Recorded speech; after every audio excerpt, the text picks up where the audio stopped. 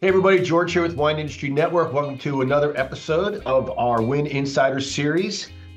It's a chance for us to get to talk to different people in the industry, different roles. They bring different perspectives to what we're experiencing here in the industry. And today we're super excited. We've got Damien Wilson. Damien is the Hamel Family Chair for Wine Business at Sonoma State University. Damien, thanks for being with us today. George, thanks very much for having me. I'm going to, because this is a friendly, casual situation. I'm going to roll up my collars there, so then we can get the cuffs up. So don't need to stand on formalities or anything for this adventure. Yeah, and I mean, I'm honored to be here. Thanks very much for inviting me. Well, it's good. Yeah, you got to get comfortable. We're going to get into it a little bit. So I want to start with this. Your role as the Hamel Family Chair. Well, what exactly does that mean? And I know you're the first person to be in that role. So what does that mean? What's your role? What's your objectives in that position? Yeah, well, when I first heard about the opportunity to take on the role of the Hamel family chair, I was in a similar position. I knew the Hamel family as a family of great growers, winemakers in Kenwood in Sonoma County, and I really I warmed to the idea. I looked at the job description, the job opportunity. It was pretty much a perfect convergence between what I was looking to do and essentially the opportunity that came up in the one part of the world where the wine industry is treated as a successful business. So the Hamel Family Chair essentially is in charge of directing academic pathways that help produce great professionals in the wine industry who look at working effectively in wine business. So my role is to help be a faculty lead, in other words, to direct academically the sorts of programs that we can put in place to offer education and training for people from the undergraduate level at college through to graduate and executive level studies. So I take on a fairly a broad ranging role, not just from academic, but also developmental service to the wine industry and to the community, and certainly contributing to the betterment and growth and development of Sonoma State University. Now you've been in that position for quite some time. When did that start? When did you first land here?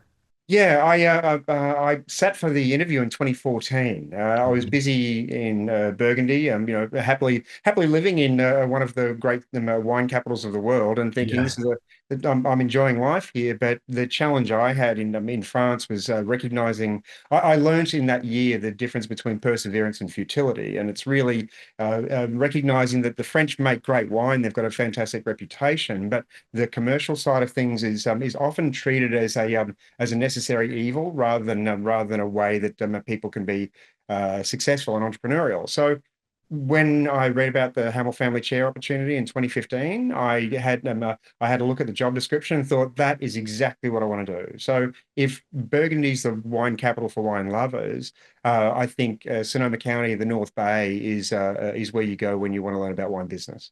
Yeah. Well, I love when Sonoma State uh, really went out there and grabbed that piece of our wine industry education, right? And they were going to focus on the business of wine. And it's been incredibly successful. I mean, some of the students that have gone through that program are some of today's leaders out there running winery or vineyard operations today. Yeah, we've got some incredible graduates from the programs there. I mean, there's Nate Weiss at Silver Oak. We've got Prema Bien at Three Sticks, and we've also got Alexandra O'Gorman at Folly Family. I mean, these are just three names off the top of my head that didn't Yeah. come out through the program. And there's yourself, George. I mean, we've got great graduates. We've got people who are leading the direction, the change, and helping in the growth and recovery of the wine industry out there. And I'm very proud to have put my name to the fact that I've been a professor to a number of these graduates who are out in the workforce making that change. Well, we're going to talk a little bit more about this and how some of what how the lessons have had to evolve, right? It's a neat thing, right? So the industry is always in a state of evolution. So the education has to kind of keep up with how things are changing out there. But we're going to talk about that a little bit further down the road. I want to talk a little bit about where you grew up. So doing a little research on you. You grew up in Darwin, Australia, which was named after Charles Darwin, which is really cool. It's a really interesting There's a lot of interesting history from where you grew up. What was it like to talk a little about Darwin and what it was like to grow up there? Yeah, there aren't too many people who came from Darwin and got into the wine industry. Yeah. For those just for those whose geography isn't that great in Australia, Darwin is it's the tropical capital. It's up in the north of the center of the country is probably the best way to describe it. It's on the coast. It's actually at about 9 degrees latitude south of the equator, so it's very similar in climate. I'm guessing I haven't been to Florida yet, but I suspect it's very similar to what it's like in Miami or down in down the coast of the southern coast of Florida. And so, I mean, the temperature was every day. I mean, you only have two seasons, wet and dry. And the Right. difference in the daily temperature is between 88 and about 100 degrees, and the humidity is really the only thing that changes. It's close to 100% all the time during the wet season, and it might get down to about 60 or 70 during the dry season. So you got used to the fact that it was hot and humid the whole time. Not really conducive to grape growing to Sure. any degree, but I have to tell you, I think it was one of the greatest lessons that got me into wine business because uh, people drink a lot of wine in Darwin, and I kind of grew up. I'm proud of my blue collar roots. I always tell people that I started drinking Chateau Cardboard before I was introduced to my first bottle of wine, and I kind of learned that progression from drinking something as an entry category a product to going through to enjoying the premium wines. And so every wine I discovered seemed to be a step up and seemed to be a wonderful improvement. I would hate to be, for example, a child of the Salus family, or anyone from one of the first growths in Bordeaux, or a premier or a Grand Cru in Burgundy, because that's what you're starting with. Everything else is going to be a disappointment. Yeah. So I growing up from modest roots, I think has really given me a broad-minded understanding about how people come into wine, and it's one of the lessons that I'm adamant my students have to pick up on, and many of them don't like it, but starting from afresh and having an understanding about what gets people into the category, I think has been one of the hallmarks of this role that I've really enjoyed executing. Yeah. So, is your family still there? Do you venture back there often? I left Darwin in 1995 to do my studies in Adelaide. Yeah. I've been back, I think, three times since then, and just briefly, I went back in 2019, just before the pandemic, and actually went to my old high school and walked around and took some videos and spoke to some kids there, and was saying, hey, it's from a kid from Darwin can end up in California or halfway around Yeah. the world. You just got to believe, and you just got to find the pathway to do that sort of thing. So it was pretty inspiring to get back in that. Most of the kids, of course, didn't have any idea what wine was or why they'd be into it. But in Yeah. talking to them about the pathway and moving from one country to another, and just to follow your path and getting to your dreams was the thing that I told them. Any a kid from Darwin can take on the world. You just have to persevere and take on that opportunity. Yeah. Well, you've had quite the adventure, right? So you decided to you moved to Southern Australia, and you went to college to study the business of wine, right? What prompted you to do that? Well, I was I had I mean, did you grow up with wine? Did your parents, sorry, did your parent, were your parents big wine drinkers? I mean, were you around wine growing up a lot? yeah, that they were. That was really the initiative for me. As a teenager, my parents entertained a lot, and it was, the climate was conducive to having a barbecue just about every night. So, I used to think that Australians were, proud barbecuers until I moved to the US. Australians but used barbecue as a cooking device, the barbecue in Australia tends to like the diversity of style and interest that I found in the US, and so I was growing up, and my parents would entertain with a barbecue frequently. And there was always wine. I mean, there was always beer in the fridge, and there was always wine in the fridge, and there was always, a bag-in-box wine on the table. And so Yeah. this just you kind of started with that, and because there was so much entertaining going on, I and my friends would often end up serving the adults, and Yeah. so that led me into the hospitality industry. I proceeded to drastically fail high school, and so when I left high school, a lot of my friends were all going to college, and I was just stuck in the situation of what am I going to do? And I found the opportunities in the service industry.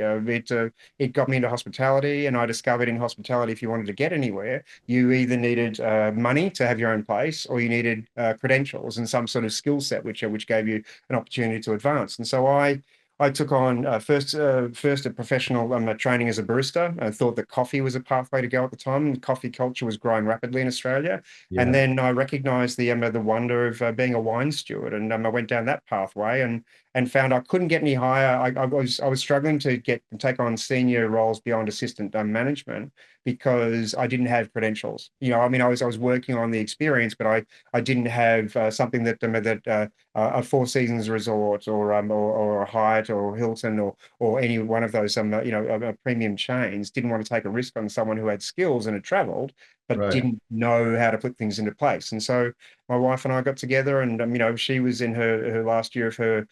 She was doing an honors degree in anthropology, and we went through things and said, well, this is what you want to do, and we discovered a diploma in wine marketing at the University of Adelaide. So I chased that, and she followed me and said, well, 2 years to do a diploma sounds good, and you can get back into the industry.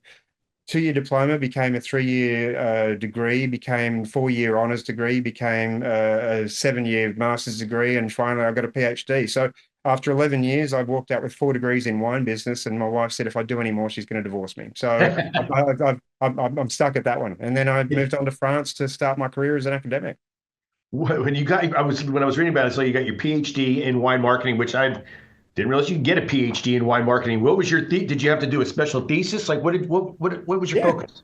Yeah, I did my 4 year study on the events and longitudinal consumption behavior that captured the changing wine consumption. It was actually alcohol consumption. It wasn't just wine, but it Right. was a retrospective analysis of patterns of wine consumption, the events that coincide with those, and essentially what I looked at the ways people could recall their consumption behavior reliably and validly, and overlaid those with a series of different events in life, and pretty much illustrated that it's when people are going through periods of change that they become wine drinkers. And so, whether it's a major event like finishing high school, meeting your life partner, starting a new career, those sorts of things, they have coincide with changes in lifestyle behaviors that also coincide with them an openness or a willingness to change behaviors, and that's when we tend to get more wine drinkers. So that That's it was a fascinating study that essentially identified the fact that wine drinkers tend to come in later and more progressively over a longer period of life. But once people become wine drinkers, they stay with it for life. Whereas people tend to start drinking beer or liquor, and they tend to drink that quite frequently, but then it starts to tail off. They start early, go big, and then drive off. Whereas wine consumption just tends to increase in frequency as opposed to volume. So as people get older, they might drink more regularly, but they just tend to drink less at one time. So yeah. those sorts of things were really helpful findings for looking for the future. So basically, we just need to get people into wine, encourage Yeah. adoption as early as possible, and they just stay on forever. Yeah, no, that's super interesting. So when you were doing the research on this, were you focused on just Australia, Europe, the US? Or was it like an international? And were there similarities between, well, let me start with that. Was it kind of an international study that you did? No, this study, because I had to be able to use a panel sample, so I could find out how reliable people were at recalling Yeah. information, getting people to recall their patterns of behavior. So you have pretty broad categories. You can't say, "Did you drink a bottle of Barefoot Chardonnay last week?" That people can't recall those sorts of things with any Right. degree of reliability. But you can ask them about patterns of behavior. When do you recall being a wine drinker? And how would you classify that, and those sorts of things? So they're kind of broad categories. I can't tell you how much people consumed. I could just tell you whether they consider themselves a regular consumer. And it was from a panel of existing wine drinkers in Australia. So I Okay. think I had access to about 120,000 names on a list, which we for the purpose of trying to be able to collate the information. I think we ended up with about 12,000 responses in the first part, of which more than 25% of them answered twice to give us a degree of reliability with their recollection. And if you ask people about patterns of behavior, like a year that they were or weren't drinking something, they're more than 90% reliable in their recollection and getting the right details from one study to the next. So it was helpful to get that information. So we've got an idea about how we can get people into wine into the wine category. Yeah. But identifying changes in behavior and events, new arrivals, those sorts of things is really the time that we want to start interesting or making wine an appealing product for people to consume. No, that's super. Yeah, it's very interesting, and yeah, getting that information, kind of go, okay, this is the right time to attack this demographic, versus hitting everybody at the same message all the same time. So, you get your PhD, and then how long before you wind up taking you're moving to France?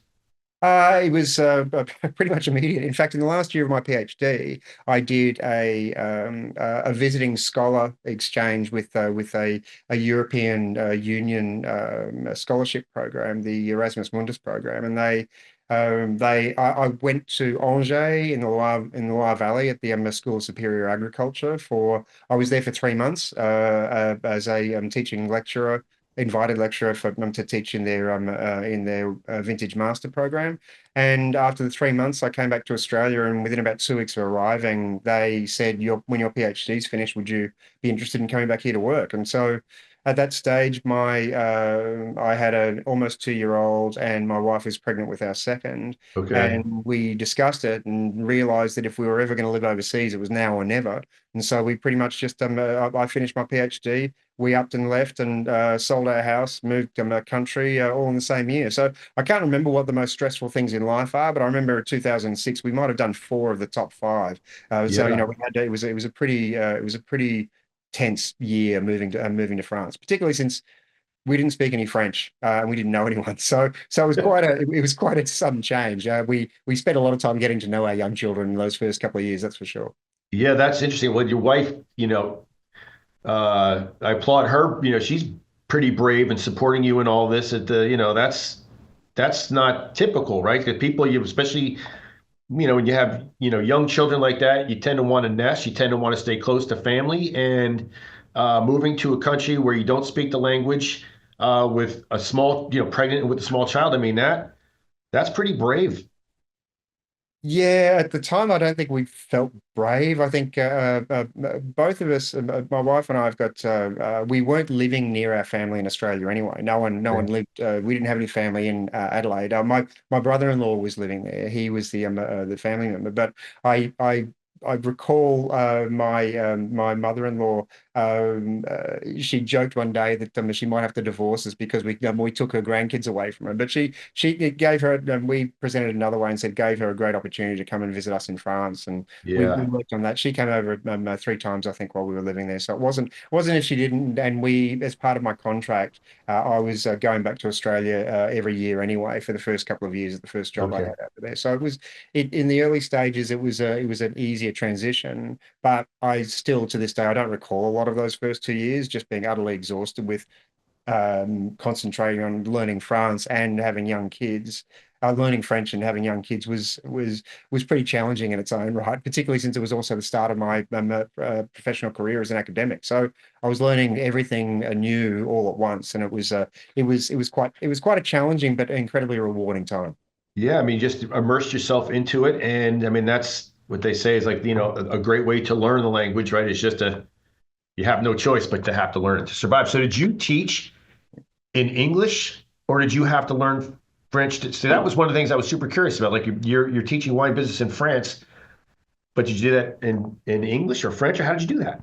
Yeah, no, I taught certainly for the first couple of years I was teaching only in English. Yeah. And that was, but all meetings were in French. The day-to-day language of operation was French, and my employers put me in immersive French lessons. I was doing 9 hours of French lessons a week, Wow. and that was in addition to just getting by. And practicing as much as you can with them with day-to-day movements. And I also I learned a lot about not only my English, and I learned a lot about the language there, but how difficult it is for people, because of course I've got an Australian accent, which to Americans isn't really that novel. But Right. when you teach an international or predominantly French audience, because this it was an international program, so there were students from all around Europe who were at Okay. this program I was teaching in. I was a kid who pretty much came from the countryside of Australia, so my Yeah. accent was pretty heavy and pretty harsh. And to this day, I remember the first class I went to, I got up in front and proudly introduced myself and said I was from here and here's my experience in the wine industry. And I remember seeing a lot of wide eyes in the audience. And in the weeks that followed, some of the students got to know me a bit better. And one of them came up to me one night and, after class and said, Dr. Wilson, I just wanted to point out, I understand you so much better today, because the first day you opened your mouth, everything you said, it sounded like English, but no one could understand what you were saying. So it was really, it was that kind of eye-opening experience. I had to enunciate more clearly. I had to be better with my diction. I had to do all these sorts of, and I had to slow down my speech. I'm Yeah. naturally a fairly fast speaker, and I like to change my tone to engage people, or to kind of slow things down or get them to focus on something. Yeah. But when you're in front of an audience that is just struggling to understand what you're saying, it's you don't need so many bells and whistles. You've got to be a little bit simpler, a little bit clearer, a little bit more open in your approach. Now, your wife's got two young two sons, I believe, right? Two sons. So she's got two Boys. young Yep. boys. She's trying to take care of. She doesn't have time to go take 9 hours a week studying French, does she? Or is she also trying to learn French just like you are? She was as well. They only gave her 3 hours of French lessons a week, but Oh, she had a lot more to do on a day-to-day basis, where just yeah. walking around, taking the kids out, taking the playground, getting things done. I mean, picking up a baguette at the boulangerie in the mornings, and I mean, I learned a lot about that. But for her, yeah, she had classes, and that helped. I believe that helped a lot. She's also much more natural polyglot compared to me. Yeah. She had lived first 2 years out of high school. She's got a very adventurous spirit, and she just up and left and moved to Laos. And I mean, for Oh, those who don't know about where Laos is, it's if you think about Vietnam, Cambodia, Thailand, that area, yeah. you're on the right you're on the right path. And that was quite a change. So she had already she apparently spoke fluent Lao, that she picked up pretty easily there. So when she moved to France, yes, was learning a new language, but she's also very good. She just speaks. I had never learned another language before, so I focused a lot more on structure and made a Right. point of wanting to speak correctly. And for the French really appreciated that. But she was so much easier for people to speak with, because not only did she have a softer accent than I, but she Yeah. also spoke a lot more fluidly than I ever did. And then the boys, did they just learn it naturally, just growing up their first few years in France? Yeah, there's actually a funny story. Because whenever I open my mouth in France, no one knows that I'm non-native, and as soon as I speak, it's very clear that I'm not a native French speaker. Yeah. And we'd go on holidays, and this one particular year, kids would have been 5 and 7, maybe, or 4 and 6, I can't remember. I went into a pharmacy, and I'm talking to the boys. I'm gonna be careful. Got to grab something or whatever. And the woman behind the counter asked me whose kids they were, and I said they're mine. She said, but they speak French. I mean, you don't. And she almost said that they've got this phrase in French for people who don't speak French very well. I speak French like a Spanish cow. So, I mean, and that was pretty much attributed to me a lot. So I've seen a number of things like that. But my boys, they were fluent. My youngest in particular, he was a lot more comfortable in French than he was in English, and so it was amazing. And it was a little bit. Probably a bit of a shame. As soon as we moved to the US, both the boys with them, they were 9 and 11. When we moved to the US, they lost their French very, very quickly. They just didn't see there was no benefit for it. They weren't using it on a day-to-day basis, Yeah. and to integrate with their friends at school, French wasn't helping. So that was they stopped. We were trying to use it at home, and eventually the boys just stopped using it. And after about 6 months, they stopped speaking it. So Yeah. it was really that's a bit of a shame, but it'll come back to them if they ever end up going back there for sure. Well, it's funny. My wife, Tammy, my wife, her father was from Iran, so she grew up learning how to speak Farsi, and her grandmother lived with her who only spoke Farsi, Mm. and so growing up she spoke Farsi a lot, but over the years, like everyone gets older, her aunts passed away, her dad has passed away, and so it's interesting listening to you say that, because she struggles with sometimes. She goes, I just, like, I know she can still understand pretty well, but she can't find the words because she doesn't practice. Yeah, It's yeah, amazing and how it goes away. it was satisfying that maybe a couple of months ago, I can't remember. My son was he was in the city with his girlfriend. I think they'd gone to see Green Day, a Green Day concert or something, and they went to the car park, and there was this older couple, and he could hear that they were speaking French. And they just happened to walk past, and the man looked at him and asked him for some advice. I don't know if they spoke any English at all, but he said he spoke to them in French. And he said it wasn't much, and he asked them to slow down a little bit because it's been a while since he'd lived there. But his girlfriend had never seen nor heard of him speaking in French, and he said he was surprised at how it came back to him. He wasn't expecting to use it because we went to France for a family holiday in 2018, and he Yeah. refused to speak French. He'd lost it to the point he went back and saw his friends and wasn't speaking to them. He was using Google Translate. They were all doing that with each other. His friends trying, not game to try their English, and my boys not game to go back to their French. So the fact that it did come back to him when he was in a situation where it required it was kind of heartening. It's an amazing thing, our mind, right? And I would have loved to have seen his girlfriend's face when all of a sudden he started speaking French. She was probably like, what's going on here? Like, how did Yeah, I not know this? yeah, yeah. So I saw something else as I was getting prepared for our conversation today, that you did some work with Zork, I did. the Yeah. Zork closure, which that was sort of a thing that was really like hitting it hard. I want to say when I first started, it's like maybe 2008, 2009 is when I first got on my radar, and it was going to be a big thing. So I have to ask you about it because I thought it was very cool. But maybe start with, like, just because people may not remember Zork, or not, like, tell people about Zork, and then tell me a little about what you did for those guys.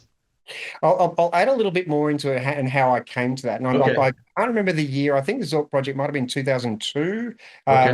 maybe in 2003 or one. I can't remember. We're going back a few years now.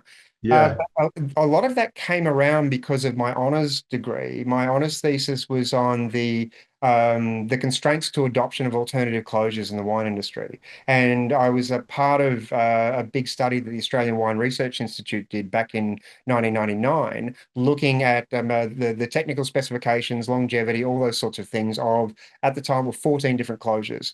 At this point, Zork wasn't one of them, but Zork came out of that. It was one of the things that evolved out of the results of that study. And there are a couple of really notable things about that study, that there are a lot of alternative closures that weren't great, but there are also, I mean, it really, when compared to reference two and reference three natural corks, screw cap was the hands down winner of pretty much every scale. The only thing was the difference in reductiveness in the wine was needed to be adapted by winemakers. That's a bit of a very simple overview, but Yeah. I was looking at the what's going to encourage adoption of it, and many people wouldn't know that the screw caps were initially trialed on bottled wine in Australia back in trials from the early 1970s, and commercially I think it went out in 1976 or 1977. I can't remember, but it was tried on Riesling for about 8 years across up to, I think it was about 30 different wine producers.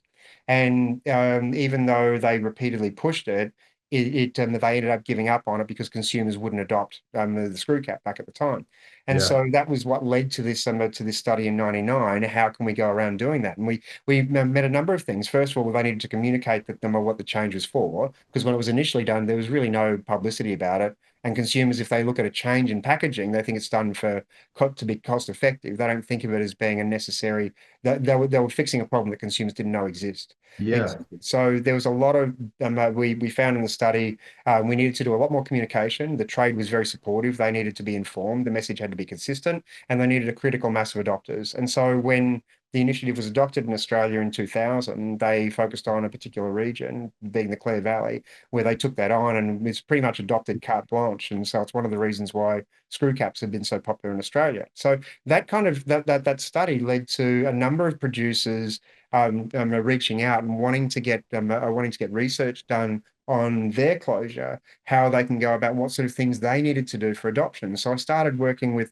Sholly on packaging design for cardboard box packaging, the different spigots, how they went from what was an early single molded spigot that had a flexible lip in it, and that had all sorts of problems with them. We're testing all these different designs, looking at the ergonomics of how your hands were going to fit it against it. And the Zork team reached out and wanted some focus groups done on their closure to identify some of the constraints or the characteristics they needed to do to them to get them to accommodate adoption. And we did it at the Wine Market Research Group at the University of South Australia at the time, where I was studying my master's, I think, at that stage. Okay.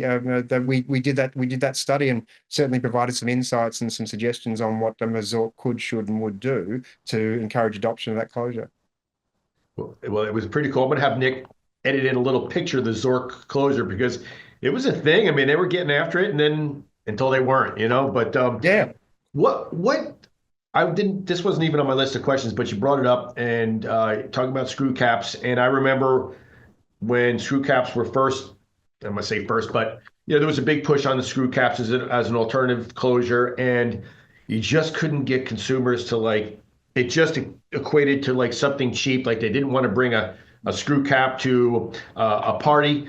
But then things changed. Like what changed? Like what? Because now it's like it's not a big deal. Like I get annoyed if I got a bottle, especially if it's like a bottle of Sauvignon Blanc as an example. Like I don't I don't want to. I love the screw cap. It's just easy peasy. It doesn't equate to like lower quality.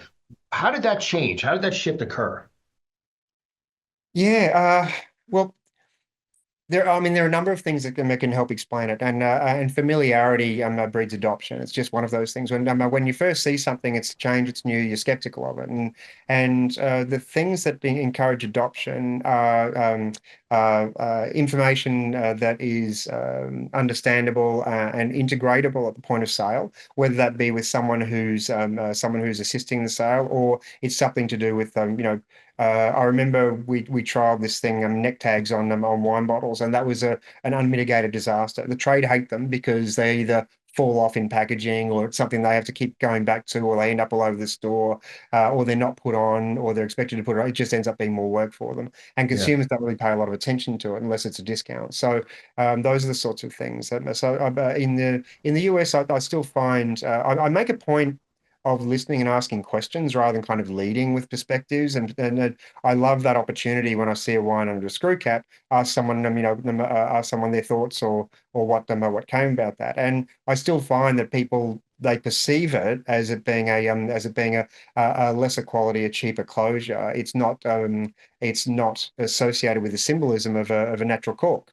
But I mean, that also changes. You talk to people who've had a few of them, and once they've had a few and they find that they don't have a problem with any of the wines that come out of those under screw cap, that's Right. when you start to see adoption. But there are still problems, there are still errors, there are still challenges. I mean, a top flight brand that I'm not going to mention, that I was presenting recently at an event with Christine Campbell at Cornucopia in Whistler, a Whistler up in British Columbia. Yeah. We did this presentation in November at the Cornucopia event, and we were doing Chardonnays from around the world. So we're showing a bit of Burgundy, showing some Californian, and we had this a magnificent wine from New Zealand that I was really looking forward to. It was one of the brands that I was really familiar with, and I thought this is great. Anyway, we hadn't checked it. The staff had before the tasting. There was a technical situation we had to deal with, and the wines were poured, and it was one of the latter wines in the collection. As soon as we got to it, we just went, that's sulfidic. It had either been dosed with too much sulfur at Right. bottling, that seemed to be the problem, or someone went too heavy-handed in with the barrel ferment component or whatever it might have been, and Right. it was way the sulfur was just overpowering. So, and unfortunately, because that was a wine that was under screw cap, that fault would be associated with it for someone who has never had a screw cap wine before. So the adoption, when people see something new, if they try it and it doesn't end up in a bad outcome, they are generally pretty happy to adopt that behavior. But it's Yeah. when they're not sure. And initially, when the screw cap was tried back in all those decades ago, when people were turning up with these wines with screw caps on it, it was just like, whoa, why have you gone the cheap option on us? And there was no information to tell people otherwise. So it didn't. So people just they steer away from it. So you just need people who are familiar with it, and you just need people who go, no, I haven't had any problems with it, and it becomes more readily adopted. So I think honestly, because there was kind of a lack of a consistent or clear message Yeah. when they came out, I think it's basically just been through osmosis because they've persevered and people are slowly getting used to them. Well, it's not going to go away. I mean, I think we're only going to see more and more of it. And yeah, I just for the convenience factor alone, it's just so nice to be able to boom, done. Yeah. Everything's great. So, okay, so now I want to pick up kind of where we started here. You have this opportunity to come to the United States for the position at Sonoma State. Um, I know you described it as kind of the perfect position and perfect next step for you. Was it hard for your wife and the family to kind of pick up and now you're going to move to Northern California or like had you been here before? Talk a little bit about that. I'd only been here once. There was a Sonoma State held the Wine Business Research Conference in 2005. It was the second one. We Okay. actually, I was a part of the group that held the first one in 2003 in Adelaide. That was the initiative, and Sonoma backed up in 2005. That was my only previous time that I'd been to the US, and California at that point was the only state that I'd visited. So when the opportunity was presented to me in 2014 to make a change, there are a couple of things that worked out well. In my career, as I said, I got 4 degrees in wine business and primarily in marketing and research. They're the backgrounds. I've dabbled, done a bit in tourism as well, but it's my direction is now about innovation, adoption, and change and changing behaviors. So that was where I was looking, and we had a couple of issues we had to deal with at that time in France. First of all, I recognized that I wasn't really going to go anywhere in my career. There was nowhere for me to go up. I'd either have to move into administration, and that wasn't really what I wanted to do. Um, I'm not the world's best manager. I'm far more creative and inventive, and I like to be informed rather than being someone who manages other people and other resources. So I couldn't see my career going anywhere in France. I also recognized, that phrase. I had been conveying the message to anyone who would listen in the French wine sector about the changes that are required for the industry to benefit and improve. And I mean, at that stage, I'd seen a drop in annual consumption of wine in France by 70%, with the Wow. difference in consumption rates and across demographics since 1980. So you can't, I could not understand how an industry had plummeted over such a over a generation, how people weren't ringing alarm bells and saying we need to change things. But the French didn't really want to change things. They just wanted to find out how they can convince people to buy what they were making. That's really Yeah. the problem. So there was this focus on making something that they thought was great and then just pushing it out there, which in the modern world, consumers, they choose what is of interest to them, Yeah. not what is forced on them. So to tell the French wine industry that these are the changes that need to be made, people would listen, nod their head, and say, "Yep, that's great, but we're not going to do that. How else can I get people to buy my wine?" And so I did learn the difference between perseverance and futility. My kids had just finished elementary school, or were in the process of finishing it. They needed extra attention. Both of them had learning difficulties. That have required extra resources, which the French Hmm. system didn't have as well dialed in as we Right. found when we looked into the US education system. And so I was looking for, with my expertise, I focused on wine business. That's it. There are Yeah. only about 12 institutions around the world that I could conceivably go to stay in the field of wine business research as an academic. And Yeah. so those opportunities don't come up very often. So I didn't have the luxury of being, say, a marketing professor where I could go to any institution around the world when I wanted to. So when opportunities come up, if I wanted to take them, I needed to be ready to move. And so talking with my wife, we were considering a move at the time. We thought maybe we'd be moving back to Australia, but the US option just seemed the perfect move, a great promotion, a great opportunity, and to go to the country that at that point had had 20 consecutive years of growth. Yeah. The US was doing everything right. That's where I wanted to be. So I just saw the opportunity to be a part of a mentoring with the existing a panel of wine business professors at the institute, and I really just saw myself as contributing and wanting to be the next phase of growth and delivery of professionals in the wine sector.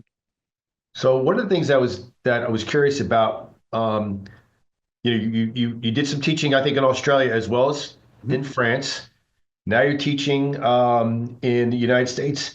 Yes. Do you have to, did you have to evolve those lessons a bit to fit the country, to fit the audience? I mean, how Yeah. different I mean, and how difficult was it for you to, now you've got to like wrap your head around what's happening here in the United States, right? You've been Australia, France, now United States. How difficult was that? Yeah, culturally, it's a huge difference. Between Australia and the US, less so, but certainly between France and both the Anglophone countries. The easy, and it's a very reductive a comparison, but Yeah, you always find that with French students, they will argue to the nth degree to get more information, more specificity, more details, more clarity, more of pretty much everything, and will tell you that they don't have enough to make them to be able to do what they want. But if you tell them that you want a 50,000 word report and you want it by tomorrow, they will argue and then they'll get it done. But they always wanting more specificity, more clarity. I would say that typically with the Australian more so, but certainly I found with most American students, you tell them here's a problem, they need to find a solution. They're generally a lot better, and they might if you told them need to be done tomorrow, they'll tell you they need a lot more time to work on it. But they will go through a number of iterations, focus on things, and find a solution for you. So the French students will, and they culturally, more is always more. More is always better. So even with teaching, I've put in study plans for programs in institutions in France, and some of them have involved a lot of self-directed learning or a group time where I'm not presenting or I'm not lecturing in front of an audience, and they'd come back and say, "Can you give us a bit more face time with the students?" It's not an understanding. They want to try and get as much of you in front of the students as yeah, long as possible because that's what's important to them culturally.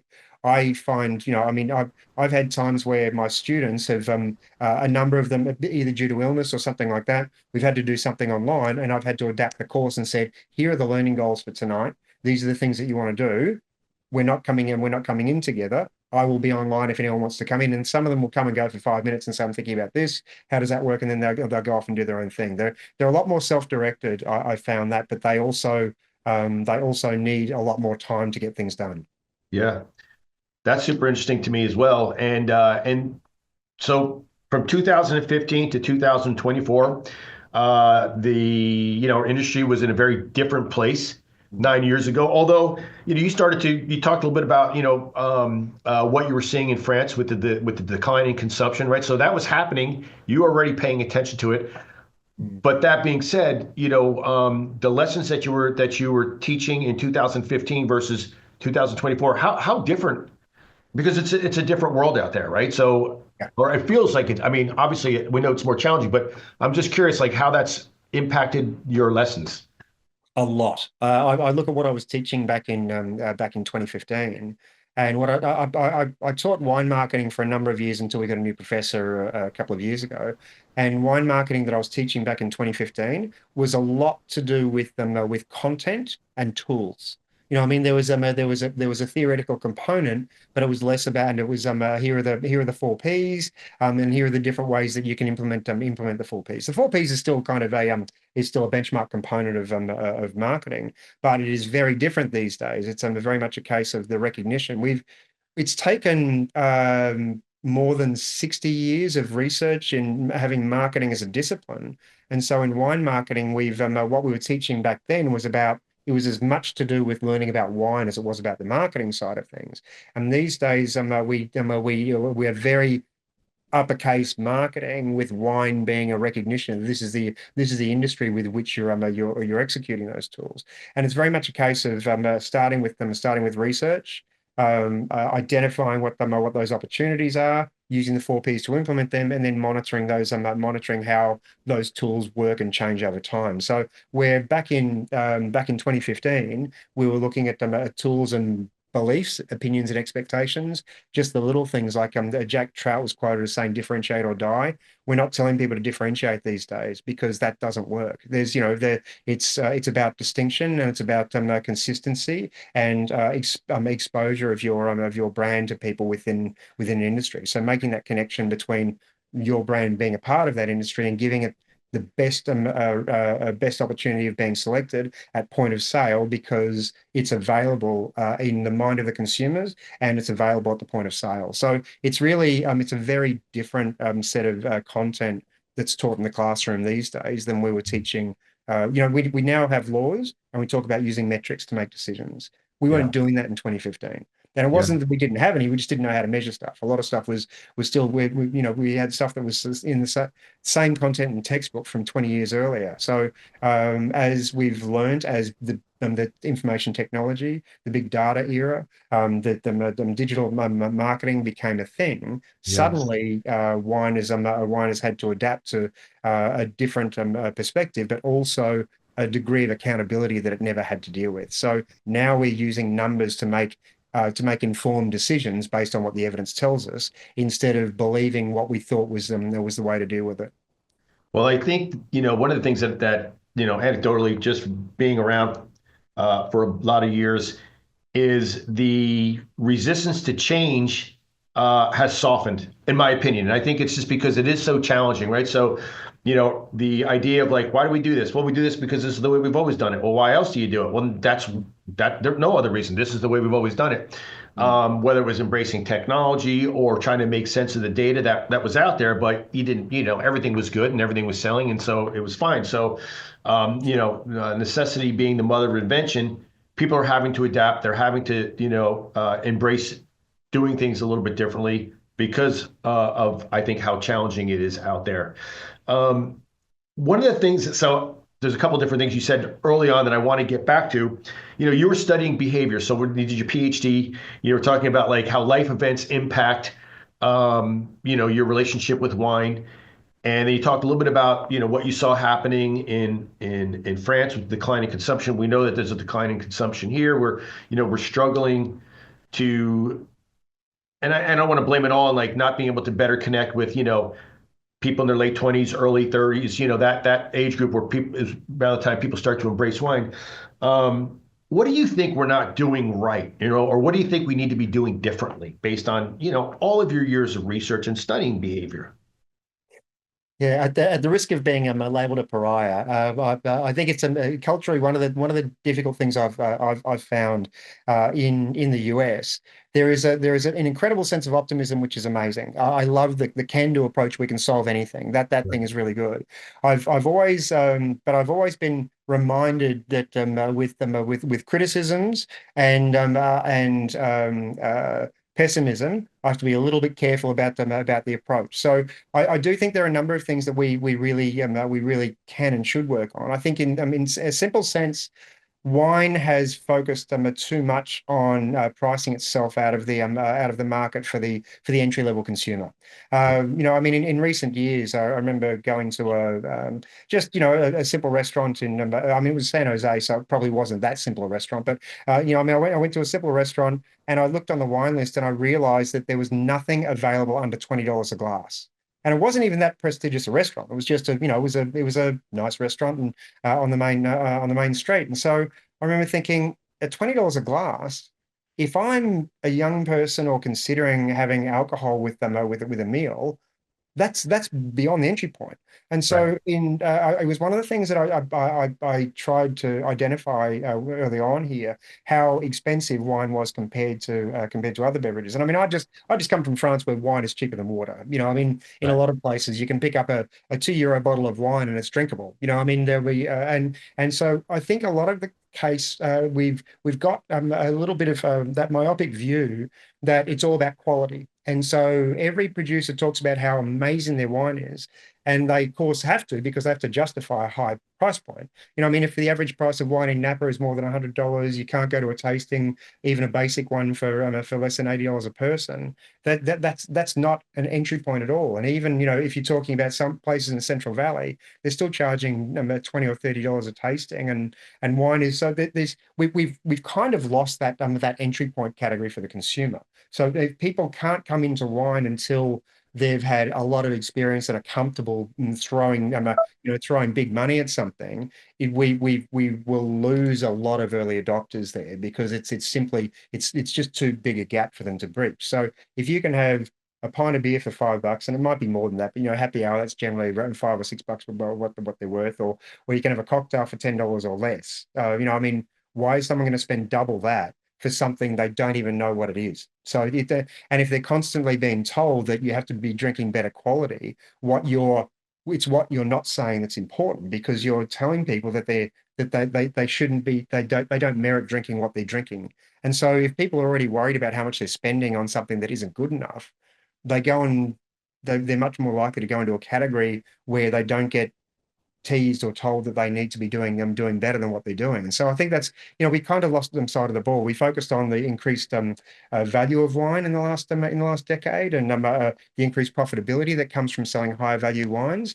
And it seems it's a much easier option. When you're addicted to that, we can push prices higher and people keep buying it, but you forget that you're not renewing the entry level category. And businesses, as all the evidence has shown us, they succeed because they are constantly focusing on customer acquisition.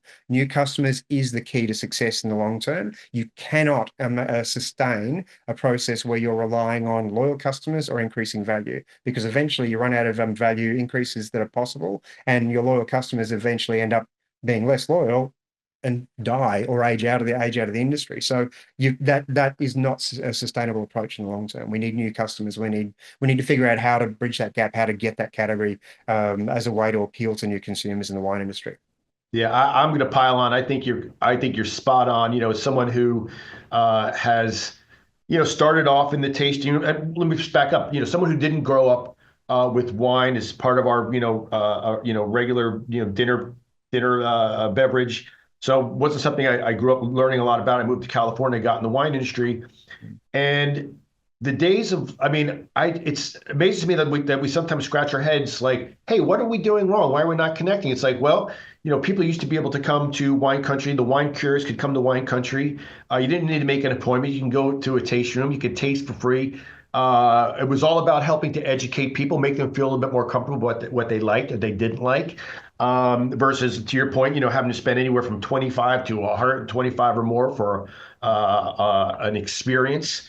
The cost to going out to dinner now has just gotten outrageous. You want to spend the night somewhere. It's just so expensive.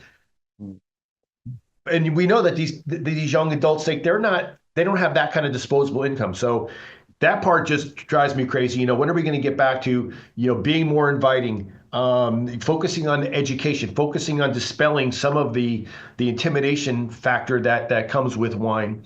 And the other thing that just gets me sometimes is I was in a meeting. I'm not going to talk about what association I was in, but it was a bunch of people that were, 50s, 60s, and 70s sharing ideas on how we could connect with people who were in their late 20s to early 40s. And I'm thinking to myself, well, here's an idea. Why don't we get people who are in their late 30s and 40s to help us make these decisions that are in our industry, But it's just sometimes I kind of going against what I said earlier. I see that we are embracing change more than we have in the past, but we need to do a better job of it. And I think some of it's just common sense. Like, let's not price ourselves out of the game. I mean, what the heck? It's just, you know? Yeah, and we can at times be our own worst enemy because we most of us who are in the industry are utterly fascinated and just want to try anything and everything new. You want to discover as much as you possibly can about it. But to get to that point, we often forget how many times we've consumed and enjoyed and got to that point. It's like when you adopt anything, you start out with something really basic. It doesn't matter whether it's musical styles, headphones, vacations, or whatever it might be. You're looking at something, the low risk of failure, low cost associated with it, and so if you find that you start doing something, whether it's a sporting event, learning a musical instrument, or whatever, you do very basic, very simple things, and you start repeating them. And when you start developing a degree of mastery or a degree of appreciation, that's when that's when you start going, okay, I want to discover more. Because instead of learning how to do things, you're bored by the fact that you're not learning more about it. And so we've kind of forgotten that. And the wine industry is notorious for looking down our noses at those beverages that got people into it. I mean, the number of people who told me they started out on Bartle St. James, or they drank I can't remember the rosé brand. There's one of the popular ones. But and we in recent decades have basically dismissed success, whether it's Yellowtail's incredible growth when it first started out and took up the mantle in entering the US market. It wasn't even available in Australia. It was one of the fastest growing brands in the US. Whether it's Barefoot in the modern market, Jackson Family's Vintners Reserve Chardonnay. That's the number one Chardonnay for 30 years now. And I mean, people don't, there's no enthusiasts are talking about that. I went to a barbecue of Master of Wine students recently, or about 6 months ago, and it was symptomatic of the problem we've got. All of these students, high profile, great positions in the industry, they brought along wines that they were trying to trick others for. So I was introduced to a Zarello or a Zarello. I don't know how to pronounce it. Someone else called a Muller-Turgau. It was all about trying to find something that is so obscure. And that's what we do. We've got people who are influencers online talking about something which there might be 84 cases available for it. No one's ever going to be able to benefit from it because it's too expensive and they can't find it. We're not out there going, these are some of the great brands that are out there. Why aren't we encouraging people to try them? And to, get into the category, get into it, and enjoy your friends, your bag-in-box, or your Boda box Chardonnay. These are the things we all start with. Yeah. I know. No, I completely agree with you. I mean, like, who cares where they begin their journey? It doesn't matter. Don't make them feel bad. But yeah, we can be our worst enemy, no doubt about it. Well, Damien, this has been super interesting. I've really enjoyed it. For those of you in the audience, thank you for tuning in. If you like today's video, go ahead and like our YouTube channel. And then Damien also moderates a panel. We do something else here at Wine Network. It's called Bold Predictions, and it's a series of webinars really focused on speaking to our leadership, our decision makers. And Damien's been moderating. This will be your third year of a Bold Predictions webinar. We've got different industry professionals, experts in their area, but from different, coming with different perspectives, sort of taking a look at what's happening with the industry and making their predictions for the year. So that's going to be, we're going to be broadcasting that soon, but you can actually tune into some of the ones we did the last couple of years, because that's an interesting conversation that you've been having. And it's always funny. You do a great job moderating. And it's really interesting to go back a year later with some of the folks that are on your panel and say, okay, now what do you think? Good stuff. But Damien, thank you so much for being with us. And once again, folks, hope you enjoyed it. And we'll see you soon. Thanks very much for having me, George. I'm looking forward to those bold predictions too. And I know I've got at least one very bold prediction coming away. So that'll be worthwhile looking forward to. Can't wait. Excellent. We'll have to get you back on our Insider series next year as well. Look forward to it, George. Thanks very much for having me. Take care. All the best. Thanks, Dave.